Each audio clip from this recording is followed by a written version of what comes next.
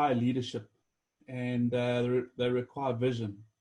And I think so often in an office environment, when you're having constant contact with people, you might forget that.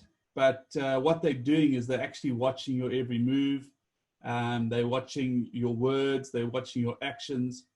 What's been interesting about this time is that from a leadership perspective, you now have to lead from the isolation of your own home office or whatever you've set up remotely. And it's been interesting for me because actually the true leaders now have to step to the fore. Because what I've found is people are incredibly vulnerable right now. And, you know, if you're vulnerable and you're in a context of an office place where there's laughter and there's banter, your vulnerability might not be as prevalent. But when you're at home on your own and you're feeling vulnerable, what I've found is isolation is actually fueling people's vulnerability, because they don't know whether they're getting paid, they don't know whether they're getting half pay, they don't know whether they're getting retrenched, they don't know what the end of the month brings. And we all know, we've all experienced financial difficulty. Financial difficulty affects your sleep, it affects your eating, it affects your relationships, it affects your marriage, it affects everything. It affects your health. And I think that we as leaders have to be very cognizant of the fact that one, people are feeling vulnerable, and two, they're needing real clarity in terms of vision and leadership.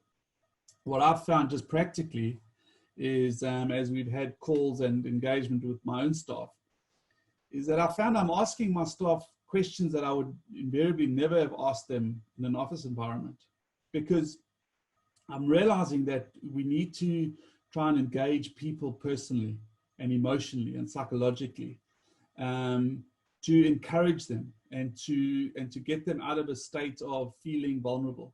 And so just simple questions of, you know, how's your day? How have you been managing yourself? What have you been eating? What have you been getting up to? Have you been exercising? These are all questions that invariably we wouldn't ask our staff members. And what happens is I've seen that people begin to relax a little bit, and actually start to engage a lot more. You know, it's interesting. I heard this quote the other day, which I really, really enjoyed, which said that people see your life to hear your words. And I think at this time, leaders need to be living what their words are uttering, because words are one thing, but what gives words real power is when people can see the testimony of those words actually being outworked. And one of them is peace. So as a leader, if we are not infusing peace to our people and those around us, they're not going to be peaceful. And likewise with hope. If our words are one of negativity and criticism and hopelessness, well, then we're going to be giving off a persona of just that.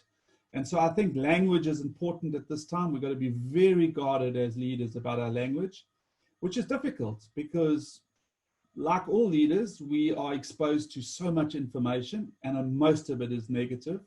So how do you take that and filter it into positive without losing the authenticity and the realness of the situation that we find ourselves in? So it's a very interesting time that we live in, but I think I'm positive. I generally am a positive guy, but what I'm seeing is an incredible opportunity to actually put a good front foot forward and establish some parameters going into the future.